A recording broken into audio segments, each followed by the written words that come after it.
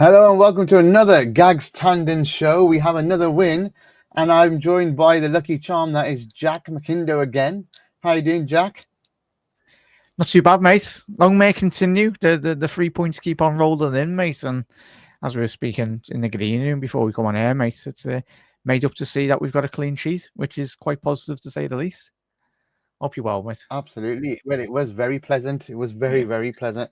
I think at the end of the day, the clean sheet was really important for Ali to have since he came back because he hadn't had one yet. So yeah, I think it's a great way to end the year. I'd say that's actually. Would you agree that's probably the most relaxed we've been this season? Yeah, certainly, mate. I think it's just utter control of games of footballers. If I'm being honest, like it's. I think transitioning from Jurgen Klopp's obviously heavy metal football and obviously the latter stages of Jurgen Klopp football, you were always on your edge of the seat. But with Arne Slot football now, mate, as you said, calm, composed performance. But it's all about the lads, and from a tactical point, as we'll speak about tonight, mate, it was exceptional in all areas of the pitch. Big up there, Yeah, we've got some jokers on like Cam Branch. Harrow, which was we should have had 10, had a joke. And yeah, I can't even say what the hell that is, but we'll say Fuzzy. It feels nice to get a clean sheet. Storm in a teacup as well, clean sheet. I think that's what everybody is saying. One thing I do need to quickly change here is there you go, sorted. So where should we start? I guess we should just start from the beginning. Yeah. Well, actually, it looks like Eddie's putting something in here. We are on the contract. We are far away from that. I don't want to put stuff in the media. There's two ways to read it. There's obviously going to be the pessimists and the negative people that will read that. We just take the far away from that bit. But then also he kind of puts the other bit in there. I don't want to put stuff in the media and people talk about it. So kind of negates the first part. Yeah, like he was in the mix zone a couple of weeks ago after a couple of he went to the media himself, but I think obviously he's probably been told by the club just to be a bit quiet in terms of. I think the contract's a foregone conclusion, mate. If I'm being honest, I know I spoke on the watch along tonight, mate. I said that we'll get to the Trent goal and him telling Market to keep chatting wham about their stories as well, mate. But I think all three lads will sign. I'm quite confident about that. There's no better place in European football to be than Liverpool at this moment in time. I think that the main thing is Salah keeps on scoring the goals, getting the assist as well, and really drives this Liverpool team on. I think the contracts are going to be a foregone conclusion, and I think they'll sign themselves come what the end of the season, mate, for all three of them. That's really positive from your side. I'm not sure if Trent will, but I do think Storm in a Teacup is asking, what do you read in the TAA goal reaction? He always said he wanted to keep, the stuff outside of the media, and to come up with that, to keep talking, that's really interesting. Really interesting. So yeah, maybe it is going to be the positive thing, like you said. But I think Salah's attitude right now, the only thing on my mind is I want to win the league and I want to be a part of that. So that sounds like a man who's focused on Liverpool Football Club. Totally. I think as long as the guys don't sign with another club in Jan, it's going to be good for us because we can keep pushing that. We can keep pushing that, and the players. We'll have another 3-4 months to get them done, but who knows? I think Greg has put something in his hands on fire. Former of his life, playing with the biggest smile on his face. I mean, it's mad, right? How he's playing right now. That game was a Salah show. Like you could just literally get highlights from that game alone for amazing stuff from Mo Salah. Yeah, it was that touch, mate, as we probably speak about tonight, mate. But this is why we all watch football. Obviously, sporting the Reds most importantly, but just a moment of sheer brilliance from Salah, inside the penalty area. Yeah, I think he retired Mavropanos after the game tonight, mate. I think he'll be putting his boots up anyway because he got dropped. It wasn't just on one occasion tonight, but that goal was. To tee up Gakpo was exceptional, mate. One of the many brilliant stuff Salah's done tonight, mate. Yeah, I think it's what we talked about last game at the end. Great game, but a bit worried about Joe Gomez. We were in the red. he was in the red. Sorry, fatigue index was. Quite a few other players have got through that game that were in the red. We've got a week off now. What do you think of, maybe of starting Kwanzaa in this game instead of Joe? Because that game was a cakewalk, and to be honest, they weren't really offering too much. There wasn't much for Joe and Verge to do. I just think when you got a player in the red who's injury prone, maybe that's the first one of the mistakes from Arna. But I mean, why you call it a mistake is because this type of that could cost us, especially if Ibu's not back for United as well. Yeah, it's one of them. Obviously, the lads that do many of the shows on Anfield Index have spoke already this season, lads, haven't they, in terms of, as you alluded to, the red zones for certain players, and Joey was in that. And especially considering the seasons he's had at Liverpool, Joe Gomez, mate. But hindsight's a wonderful thing, mate. But I think the main thing was Liverpool got the 3 points tonight. Of course, Gomez's injury is a massive disappointing thing, but I think we'll deal with that how we have done with the Canati injury, with the injuries that will be sustained throughout this Liverpool team come what the end of May.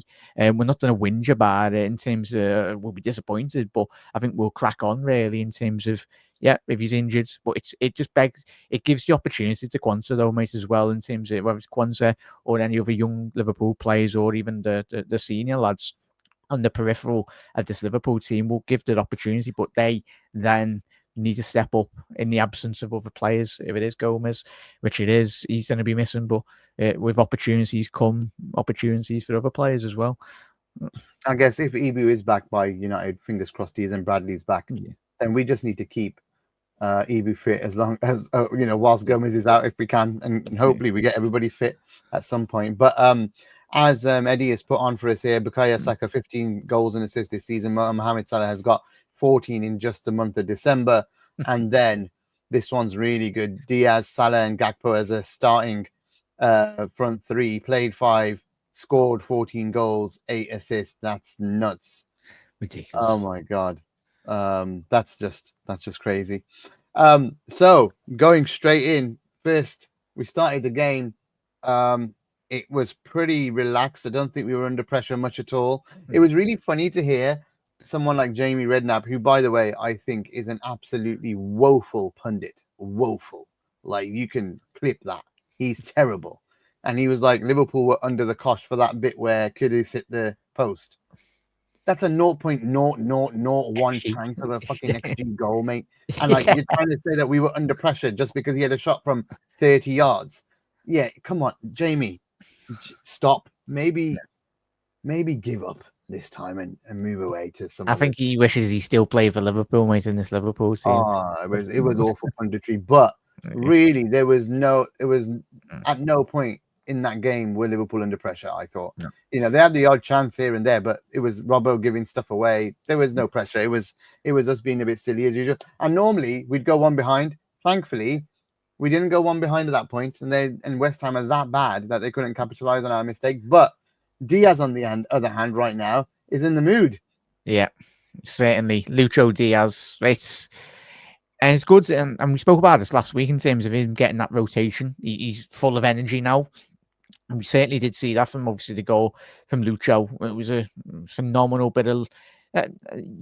Rival fans will say that's lucky, but you create your own looking football, as I said when I spoke to you last week. You create your, like, he was determined in terms of, yes, a little trickle fell to him kindly, but he was the more proactive inside that penalty area. He had like about 5 West Ham defenders around him, and he was the first person to sniff out an opportunity and get it again in that other transition for Liverpool. It was Lucho Diaz, mate. He's an absolute terrier, and long may it continue, mate, because in that central pocket, and even in the wide areas tonight, absolutely terrorizing that West Ham back line every opportunity he has. And just to go through those numbers and just show how stupid it makes Jamie Redknapp look, who has played for Liverpool and is a player, but still terrible. I mean, just after 6 minutes, Mo Salah had a 0.53 XG, shot of 5 minutes. That covers the whole of the XG of the whole game for West Ham. So you're telling me West Ham had any kind of pressure throughout that game? It's nonsense. Yeah. Absolute nonsense. This is a shellacking, a complete and utter shellacking. There is nothing else you can say, with this game. It is nuts. He had 7 shots on his own. How many did they have? How many 0 did they on have in the target. game? I don't think they had any on target, mate. They had 7 shots as well. Yeah. Mo Salah had as many shots as West Ham did Yeah. in the whole game. So, yeah, I just think anyone saying otherwise is stupid, really.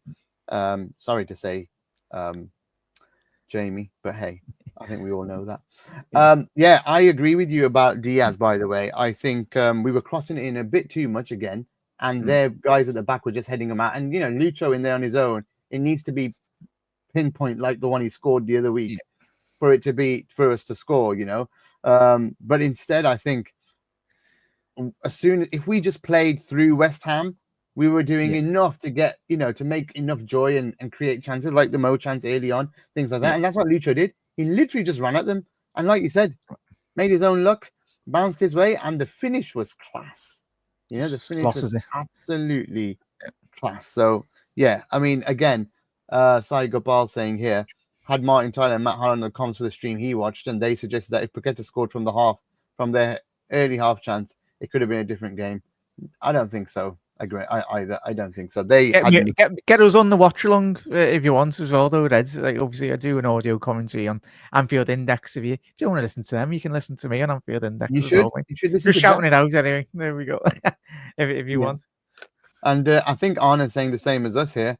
It doesn't happen many times that I could sit back and enjoy. I thought it was a situation against Tottenham where 5-1 up and they made it 5-3. But I thought we dominated the game. And I think everybody agrees with Arna.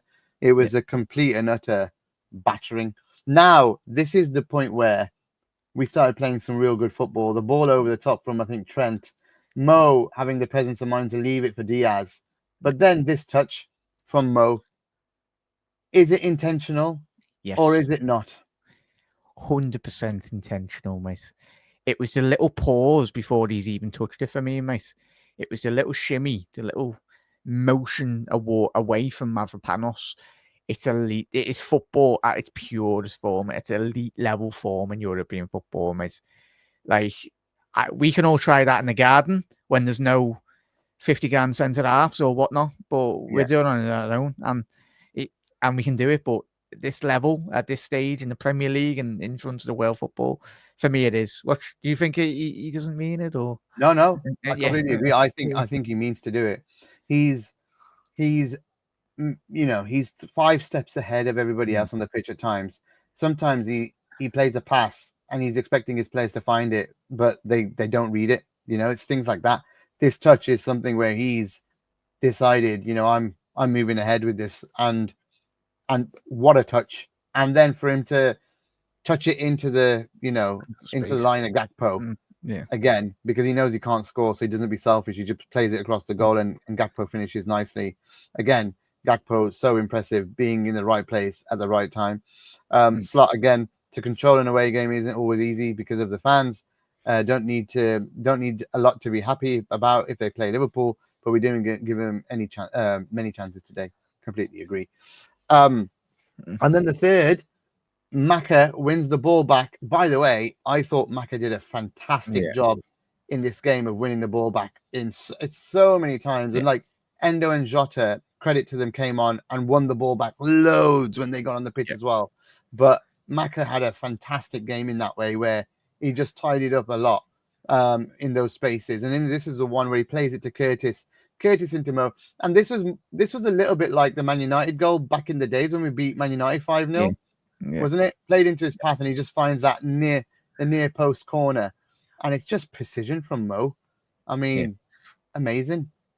I think it was this kiss on, or I think it might have been with this kiss on or whatnot. I think we know where it was. Yes, it was that kid. It was the But yeah, he's took that peripheral vision, really, as you've alluded to there, mate. He's got that. He's 5 steps ahead of everyone on the football pitch, and that's what great players do. But he's the form he's in. I think everything that Mo touches at the minute flies into the back of the net, or it comes off, really, and that's what great forwards do. I'm just looking at it statistically speaking, but like, to have that awareness from Salah, but you're absolutely spot on as always, mate, in regards to McAllister. I think he's obviously registered 90 percentile in terms of his passing. He obviously registered 56 out of a possible 62 passing accuracy, so 90%. In terms of his ball, successful dribbles, 50% in that regard. Accurate crosses, 50%, 2 out of his 4. Accurate long balls, 100% in that regard, and took quite a fair bit of the corners as well, and certainly was a tackles won. He's won 75 percentile of his tackles, 3 out of 4 tackles won tonight, and he was instrumental in his defensive actions as well, mate. But he's the drive, him and Gravenberch, but especially tonight, mate, especially likes Paqueta, you've got the likes of obviously Soler and Alvarez, really dogged midfielders. But McAllister was a bit of Brazil versus Argentina tonight on many occasions, but McAllister come out the better on more or less 9 times out of 10 of all of them, mate. Completely agree. And we'll just take a quick moment to say like what Tadiwa says. Thanks Tadiwa for watching us. So 44 people watching on YouTube at the moment, over 400 of you overall, and on Twitter as well. So please come over to YouTube, folks. And those of you already here, please do like the video. Like Tadiwa says, this stuff goes a long way. We appreciate it. On a slot previously, as I just did have on, he's saying that this is better than his time at Feyenoord now. And, you know, to do this in the country is very special for him. He says, you know, I lost only 1 game this year to Nottingham Forest. So, wow. That's probably with Feyenoord as well, maybe. On the Mo contract, not on the inside, but on the outside, it does, because people always talk about it as other players as well, because in January, you can make transfers in as well. Not sure what he means by all of that, but Honestly has a photo Forest badge on the back of his office door with several darts in it. Yep, I think so. Big game coming up with them. Big game in a couple of games' time. That's going to be absolutely massive for us. The 4th goal is Trent. And this is where he does his bit of the, you know, saying, giving the, which is really interesting. Like we already talked about, that surely he's just saying keep talking. But why would he do that if there was any truth in it, you know? I think for me, mate, his heart's already set on Liverpool. Yeah, I mean, like he was. It's and we know obviously we're on media at the minute, like but I get where people are coming from in terms of when we analyze it. Like all 3 lads have let this, but it's the club as well. It's a whole team collective in terms of the football club, and when stuff like this with contracts, it's out there for a lot of, or we speak about it, everyone speaks about it. Until those lads sign, the continued narrative will be, but with market as well, like we all know what they're all about, the mouthpiece of Real Madrid and certain elements of their game as well. But for me, I just love it. It's just keep on chatting, like let people talk, let them like even ridicule Trent, which is wrong, because I think people are still questioning his love for this football club, and he's give what was it 5, 6 years, 7? He's give his whole life to this football club. I don't think he's gonna pack it in for a little Jude Bellingham hug or whatever it wants.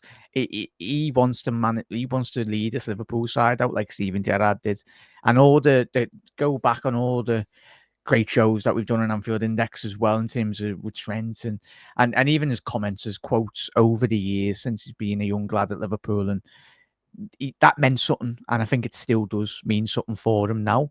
But we're not. I don't think Trent's gonna have the Madrid lads in the media dictate that he wants to come, when I think in reality he wants to end his career at Liverpool. But I might be wrong, mate. If he does look at Slot. What Slot says here, the way he celebrated his goal probably tells you enough. I don't need to tell you much more about it. I mean, that's really positive. Yeah, that's really positive. So if the Mo stuff people want to take the negative, the Trent stuff is pretty positive. And I think the VVD stuff, I think everybody thinks he's already signed. So the you know, from my perspective, there's a lot going on here.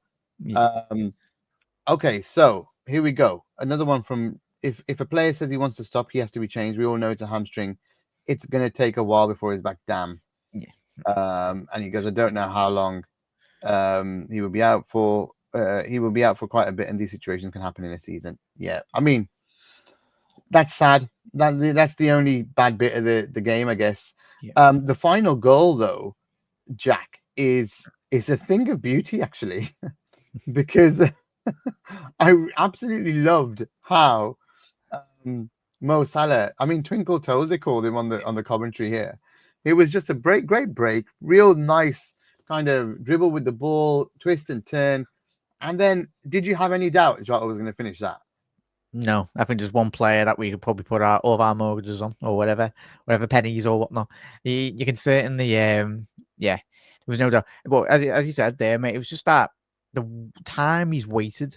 He could have played that a bit more earlier, couldn't he, in that regard? But I think that just the weight of pass, Ultra has to do, and that's as well as Salah getting all the goals, but in terms of just the goals in which he's creating, he's allowing the other players around him that ability to just not think about it. Like, how many times do you see certain other clubs in the Premier League where they're getting played in, it's overhit, it's underhit as well. But yeah, and hopefully the main thing for Jota is just keep him fit. And I think if we can keep him fit, as I said on the watch along, I think we win the league.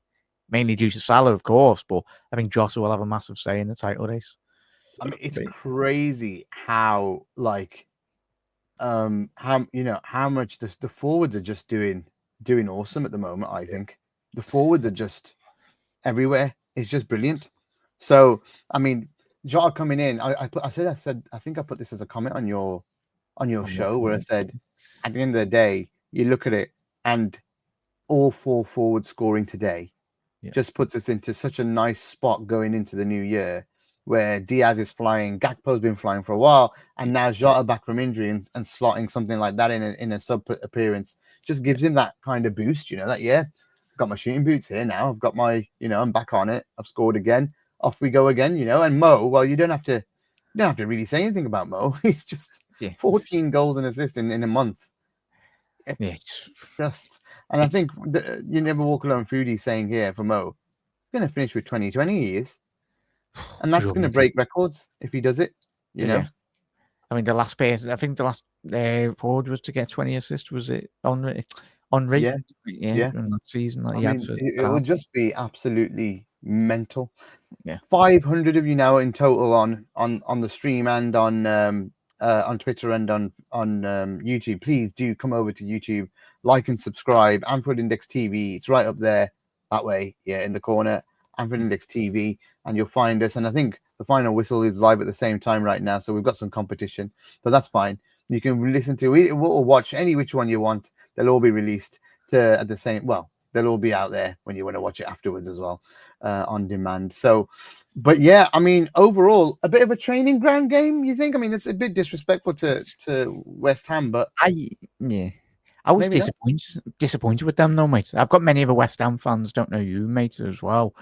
But they just play, like, for their attack and output, you've got Paqueta there, you've got Jared Bowen, you've got Kudos. I know they've had years under, obviously, David Moyes and Lopetegui with the change of management as well, and whatever's happened with their club in terms of the ownership, the structure as well. West Ham consistency for that many couple of years as well. Give me a consistent top 5, top 6 team now, but you've got Forest that has overleaped them, Bournemouth, Newcastle, Villa.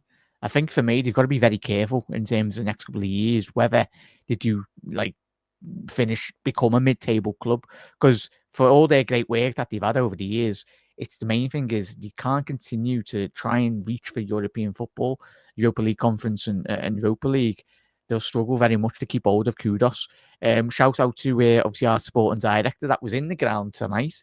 Was he just on a little vacation, or was he doing a bit of scouting in regards to Mohamed Kudos or certain other players in that Newcastle side anyway? So I think that was quite telling. I don't know.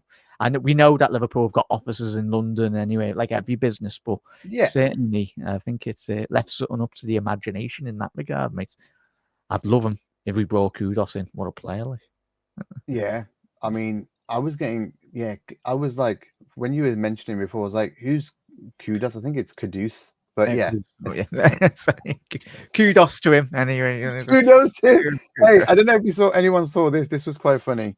I thought we'll zoom in for you. Here you go. Anyone who thinks this title isn't over is a prat. And then Philly, the Irish LFC goes, or an Arsenal fan, not much difference. Oh, you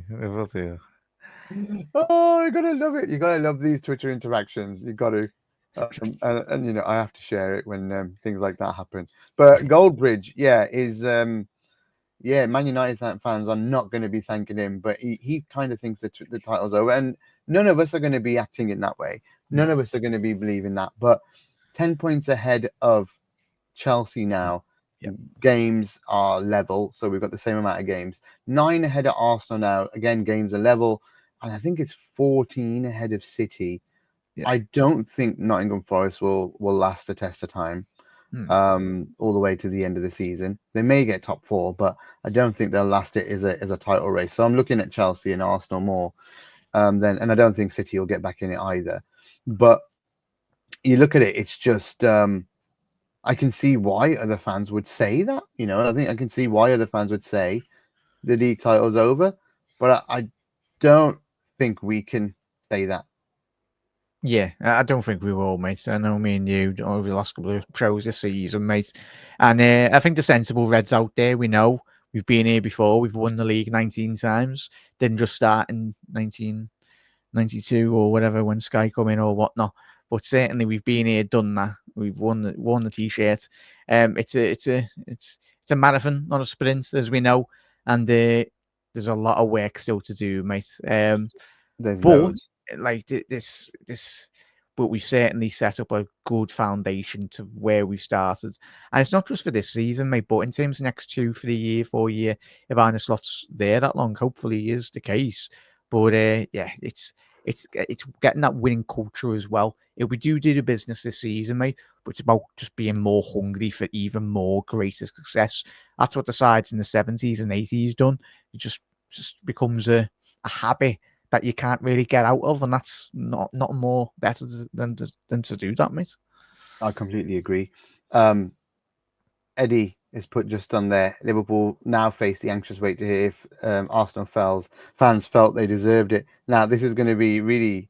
And then Cam says we need confirmation from Arsenal fans if one player missing made it easier for us. Well, guess what? I have something else to show you guys. Oh, yeah.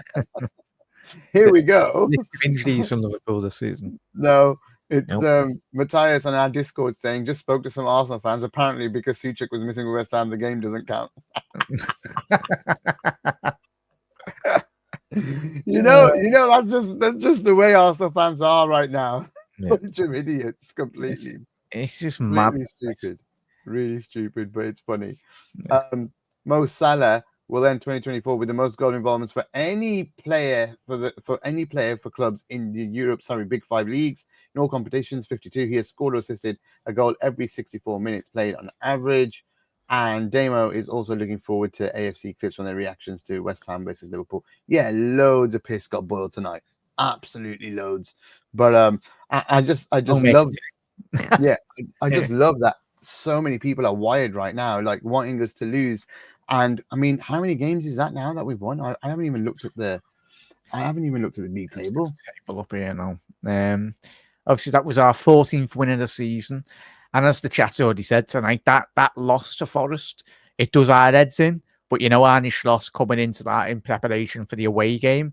It's one of the most difficult grounds in the country at the minute, but he'll be making that his priority. He'll probably wake up every day with as Chat already alluded to, with a Forest badge in front of him, just like, needs to do the business against them. But I mean, 14 wins, 3 draws and a loss in your first 18 games of Liverpool manager in the Premier League. But then you've won every other game. He's won every Premier League. He's won every cup game so far as well. Yes. So if you add the 6 Champions League games, that's 20 Champions League, 20 games won. Then how many Carabao games have we played? 1, 2, 3, I think so far. 3, yes. Yeah, so 3. So he's won 23 games, drawn 3, lost 1.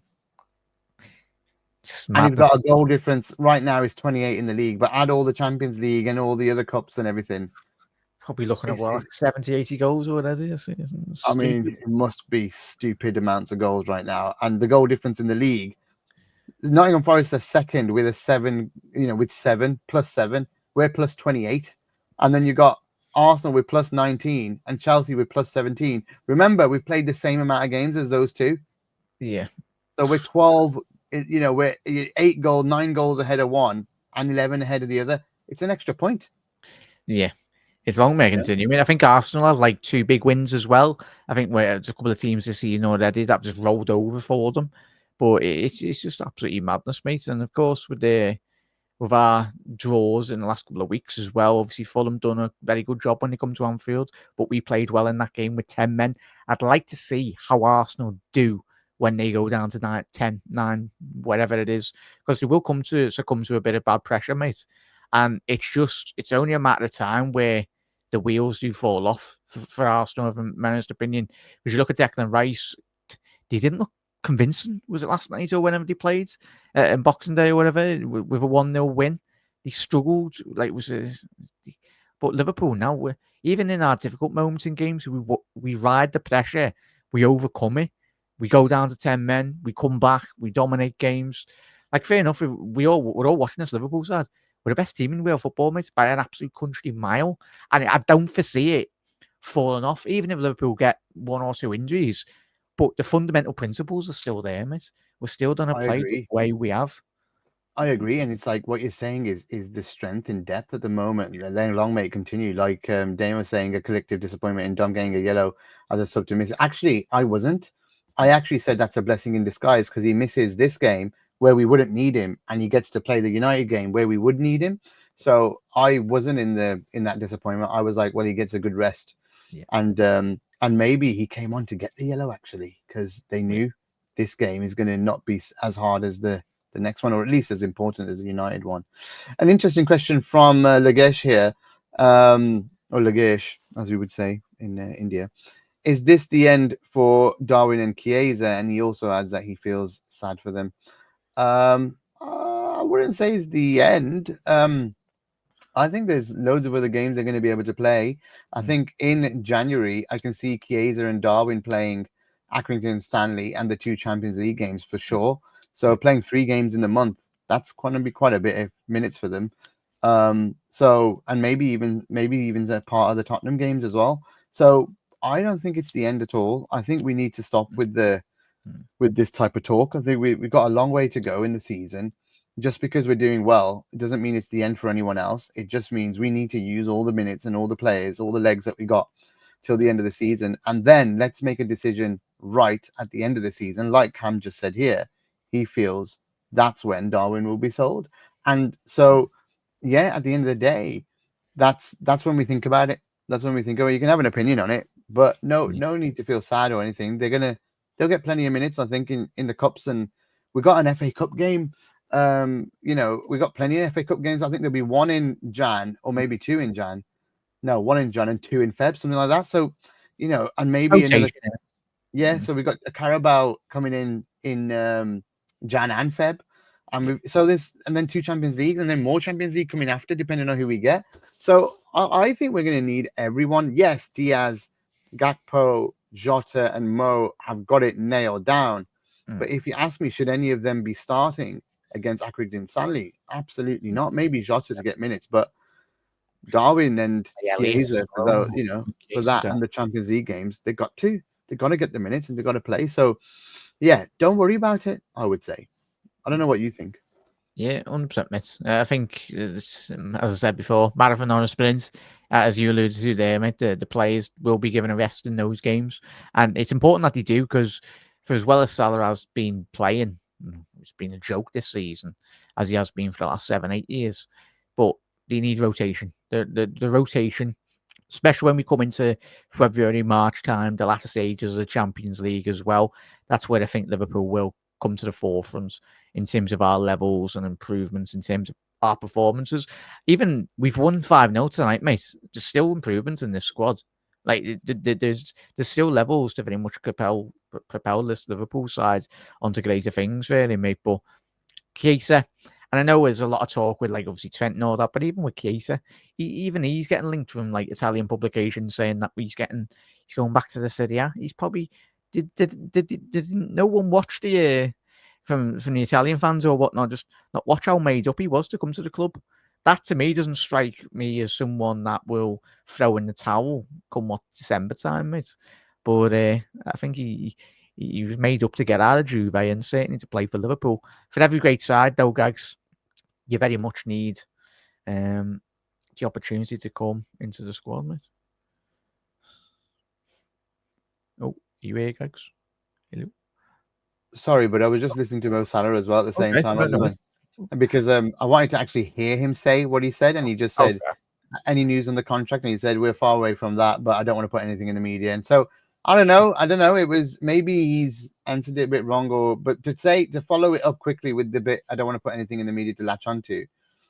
Kind of, sorry to go back to it, but it popped up on my Twitter timeline. So that's right, lad. I thought you know. Oh, good. I would have carried on speaking then, mate. If I do that. I should have told you the chat. Hey, I'm listening to Mo. Sorry.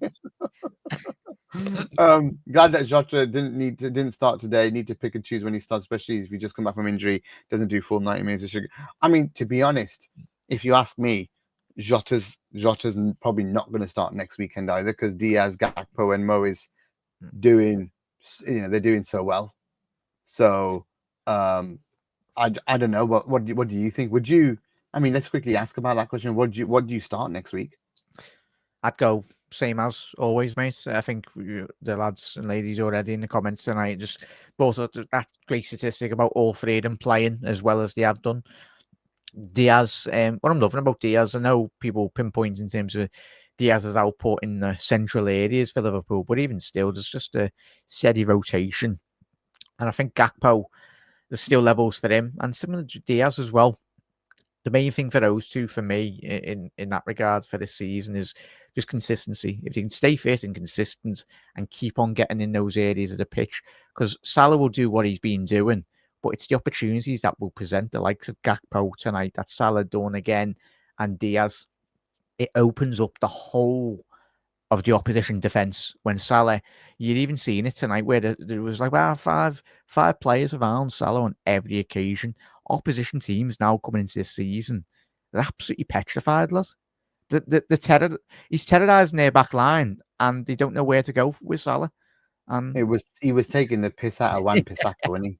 It was proper Wan-Bissaka today. He was Wan-Bissaka was like all over him when he was like far up the pitch, but as soon as he was turned around against him, he was backpedaling and worried. And Mo did something every time, like a cross or a pass or a cut in. It's just a joy to watch Mo Salah right now. It's just a joy, absolute joy. So, yeah, if you're watching on Twitter, folks, like a lot of you are, please do try YouTube and coming over and make comments with us.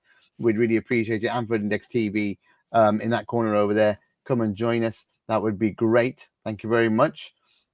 Any other questions? We have folks singing G's on toast here. Cheese on toast, Nick. On a slot, la la la. Yeah, he's singing the song, and also Damo. There's only one Bissaka.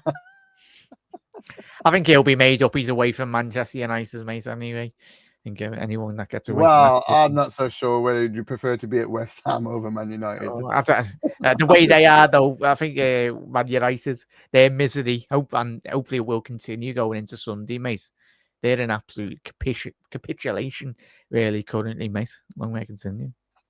So, as brilliant as Mo's been, can we give Slot and Co credit for his form? I did read something somewhere. It's a great shout, actually, Cam, where Slot says he doesn't want Mo, doing too much. He wants Mo to do too much in the right areas. Yeah. So it's in the right areas where Mo wakes up and does stuff. So there's been a difference with what Mo's doing now and what Mo was doing towards the end of the Jürgen era, where he was part of a cog and it wasn't all focused on Mo. And I think that's where Pep Lijnders got it wrong. Loads of people are going to hate on me for this, but it wasn't Jürgen doing the tactics, it was Pep Lijnders. And I think Lijnders wanted it to be more about control and all this stuff. And the inverted fullback, like we got caught out so much with Trent just coming in to midfield all the time last year. And we were conceding goals left, right, and center because of it. And he didn't learn. And he wanted that to work so badly. It was more about, I think the ego came into play here, about from a coach's perspective, that this needs to work. I want it to work. It has to work. So I'm going to continue doing it. Whereas Slot makes changes every half, it feels like. Every half. Every 5-10 minutes, mate, isn't it? Like he tweaks it. But you see the major change at halftime. Yeah. Which he gives it time to play out. And if it's not worked, he changes it. And I just think the tactics cost Mo, and it's definitely what Slot's got right. And I think Slot has to get a lot of credit.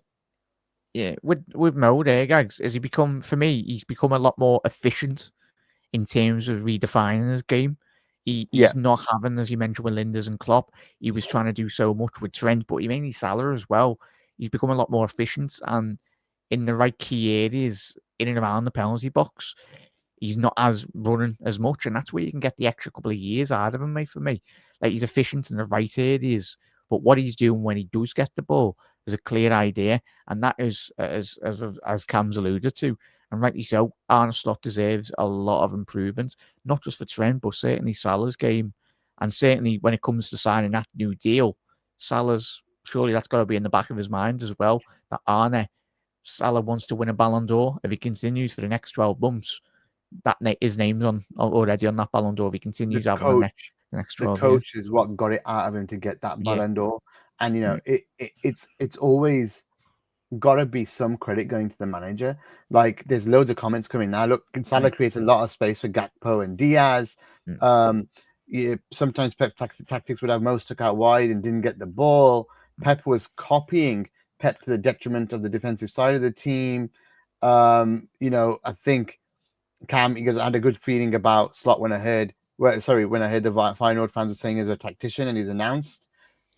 This one is definitely on point. Gakpo seems a different player in the Slot also. What about Grav as well? Now, Gakpo's got more goals than last year, I think, or level. Diaz had 8 league goals last year. He's on 8 now. Mo had this many Premier League goals for the whole of last season. He's got it by December. So you just look at it. There's got to be credit given to the manager and his coaching staff. Sorry, all of them for this, because we knew Jurgen stepped away from coaching more, and it was more, you know, either Buvac than Pep Linders. But now it feels like they're doing what's best for the players and the team. You look at Dom Sabos, like, people still hating on it. I just don't get it. He's been fucking amazing. To have him have a rest a week before the United game, that's a dream come true for us. You know, like a week and a half off. It's just awesome. Curtis today, my God, he got an assist. Should have scored with that pass from Mo early in the game. But his pressing was relentless today. Yeah. Absolutely relentless. It makes me want to go and start collecting my pressing stats again. I won't, because it used to do my head in and my wife's head in, because he spends 4 hours doing it every game. But it was worth it at the time, but for under pressure when I was on that show. But I'm not anymore. I just don't have the time to invest. I'd rather do YouTube with you, to be honest. But the point is, Curtis was fantastic as well. Mac is fantastic. Endo, when he comes on, seems a different player. Yeah, you know, just looks great. And that's one be one of the critiques of Curtis as well, mate. And I think even tonight we did see his ball recoveries. I'll quickly try and get that one in a little second, mate. Just to get to Curtis, mate. But that's the part of any great elite level manager, mate. Like, this team, as I said, it's got levels to do, but it's not always sometimes as majority of every Liverpool fan, of course, us going into the window, we'd like to see a bit of improvement. But it went against the grain this season, Arne, in terms of saying he didn't listen to the outside. And he was like, no, I've got a title winning side. I've got a team that's won the European Cup, won the Premier League already in the last couple of seasons. And it's already good, strong foundations. But could you imagine if, say, maybe that 1 or 2 extra players in the next year or so really adding to the quality? And if it's up to the standards in which we are seeing with Gravenberch, Gakpo, if it's that type of quality coming into this Liverpool side, we're going to be just dominating in every single competition that we're in, mate. And it's trying to think about it. Like, we will be unstoppable. We honestly will. Yeah, and G's on Toast is saying, is there any danger if Heitinger leaves for a head coach role, it would affect us? I mean, at the end of the day, I don't think Heitinger was with Slot last year. I think he was at a different club. Yeah. So Slot has worked with many different people and things have changed with him. He has made a few new appointments this year.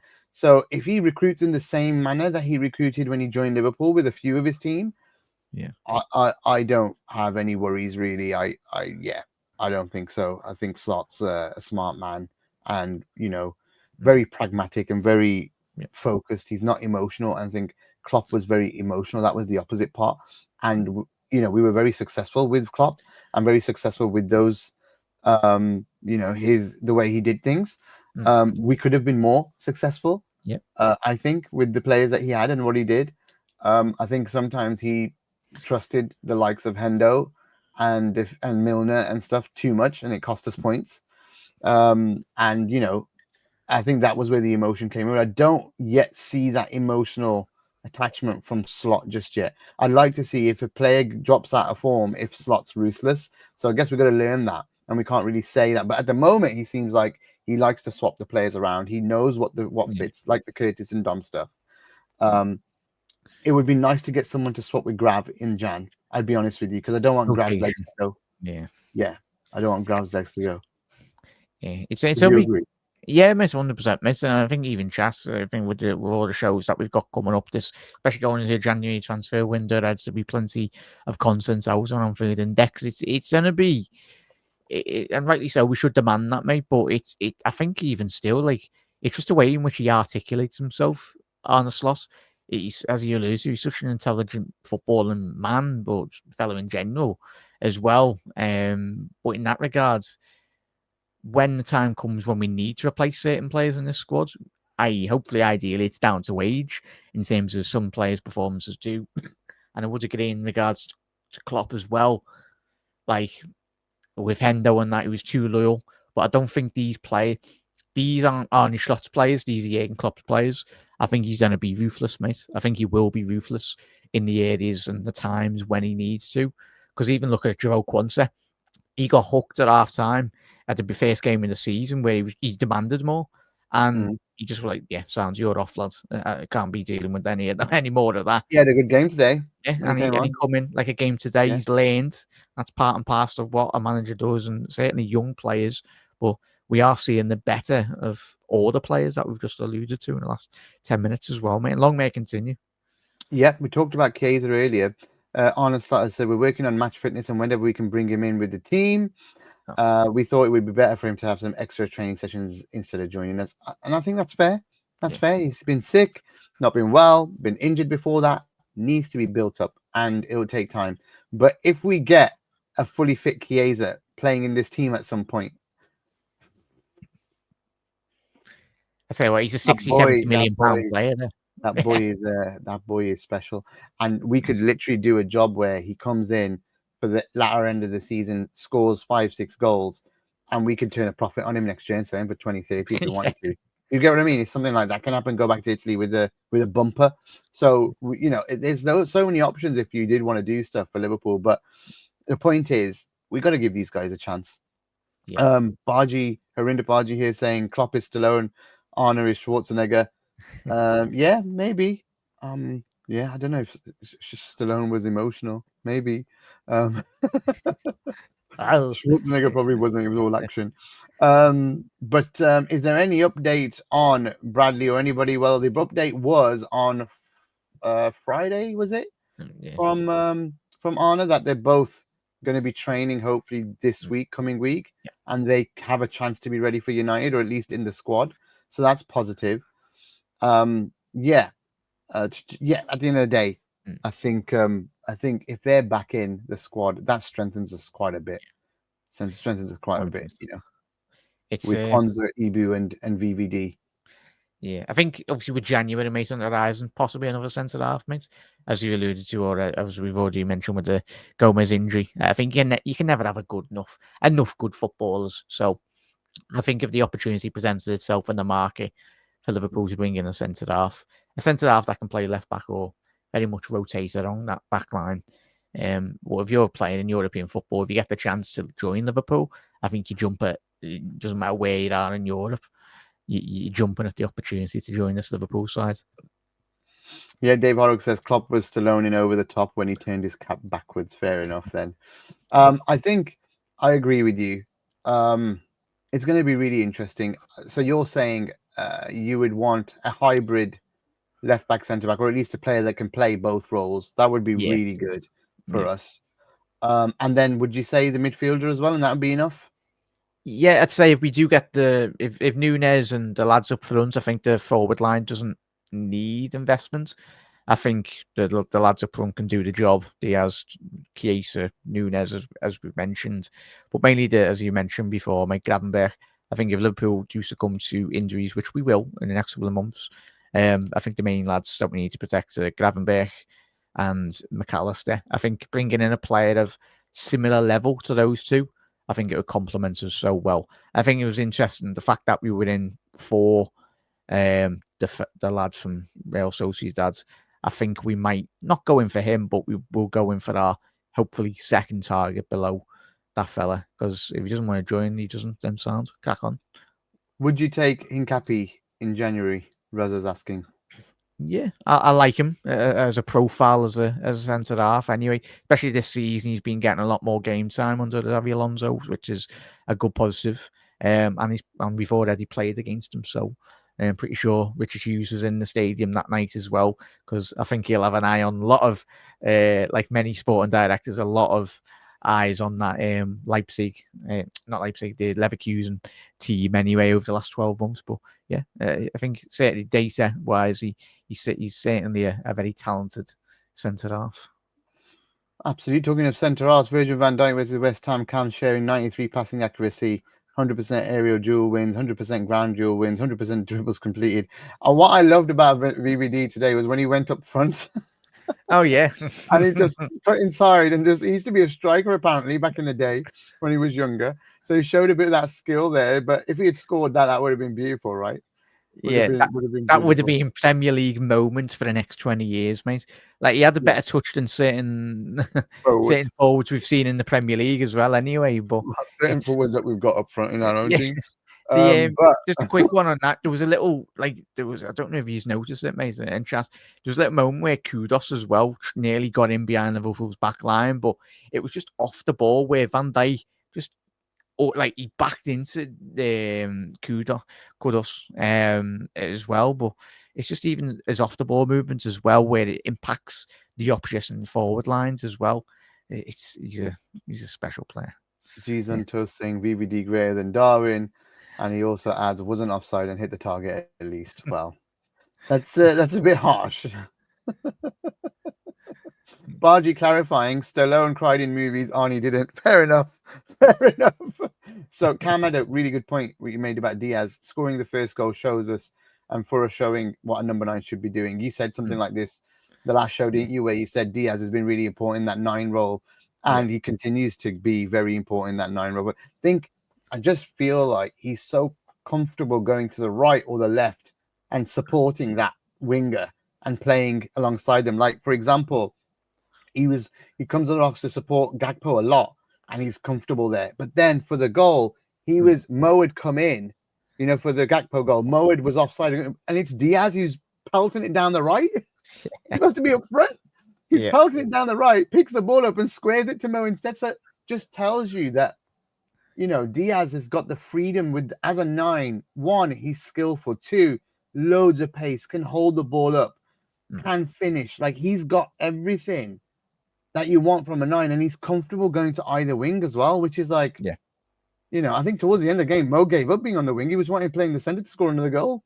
So it's just it's just nuts, Yeah, and that's what you need, mate. And Reds as well in the comments. It's so important. It's like gone are the days of modern footballers being pigeonholed into one position. If you're playing for Liverpool, if you're playing for any top elite level side in Europe, it doesn't matter in terms of the rotation. We mentioned Gakpo and Diaz already tonight, but especially those two lads, I think they're striking up a very good partnership going into this summer in terms of rotation. And even the goal output from Diaz, something every Liverpool fan has been crying out for. If he continues that momentum into the next couple of months, I think it really strengthens Liverpool twofold, especially him and Gakpo. But I think the rotation, just when you watch Liverpool play, even tonight again, mate, it's a joy to watch. It's a joy to behold, really. And then you've just got Salah doing whatever he does, what he always does anyway. But for the next couple of months, there's so much space. And this is where it's exciting when you got Jota coming off the bench. And I know Nunes, when the opportunity do arise in other competitions, he needs to start banging them in. I'm confident he will, but when he gets those opportunities, he needs to take them. But yeah, it's goals are plenty, on this Liverpool side, and long may it continue, mate. Eddie's feeling sorry for you here, dude. He doesn't want me to continue this show and keep interacting with our viewers. He says, poor Jack's been online now for 76 hours straight. We talked about that in the last one. We have a Man United fan in the chat, but hey, you're not going to get shared. Sorry. You know, you're in the wrong channel. And plus, you're not glorious at all, mate. You're not glorious at all. Enjoy next Sunday, I'm just saying. Yeah. We have songs saying Diaz hunger makes him more effective in the middle. I totally agree. And Gakpo's just been making everyone eat their words. I think Cam's gone through a whole load of stats here. We're going to call it here. I think Damo calling Jack the Marathon Man. He certainly is doing these shows with me post-match. I think next week he might get a break. I may have a guest already. But Jack, thank you so much. This has been fantastic. We've got another hour nearly. And what a great win and a great way to end 2024 for Liverpool Football Club, and a great way for us to end the last post match of this year, not season, this year. So yeah, we'll be back next week. We all have a break until next year. Technically, I'm correct. Until next weekend, where it's the big one, the Man United game. I'll be back for another show with Grizz. We may just stick to the Thursday evening at 7:30 times. If not, we'll let you know. Thank you all for joining us. Thank you all for all the comments. It's been fantastic. We really appreciate the chat has been excellent. Thank you for all the kind words that you put in there. Now, happy New Year to you all as well. I'm not going to share anymore because at the end of the day, Jack needs to go as well. But yeah, Jack, thank you. Great addition to the team. Pleasure, mate. And happy New Year to you as well. And let's just hope our wishes come true. For the 2025. All we want is the Premier League and the Champions League, Reds, don't we, mate? But thank you, mate. I will happily just take the Premier League right now. If you gave it to me, I will take it. But you know, if we can do better, then I'll take that too. But for now, the minimum, if you give me the Premier League, I think every single Red in the world will be absolutely over the moon right now. It's going to be an exciting season, mate. And thank you for the opportunities this season, mate, with all the lads and ladies on Anfield Index. I'm loving it, mate. And yeah, it's going to be a very successful period, especially going into the window. There'll be plenty of shows from everyone in the January transfer window in terms of all the content as well. So hit that subscribe button down below, Reds, and put your notification bell on, most importantly. Yeah, thank you for the hard work. And yeah, keep going. And it's going to be great. So all of you, wishing you a very happy new year. I might be back before the year ends. I'm not sure on YouTube, but it might just be after. So either way, hopefully see you soon. What a great way to end the year. Mo Salah is riding high. He's our man of the match. I saw Jack said that in his show. So I'm going to continue. We're going to agree again. Mo Salah's man of the match from our part. Let us know if you agree or not in the comments. But until then, up the Reds and have a great new year. All the best.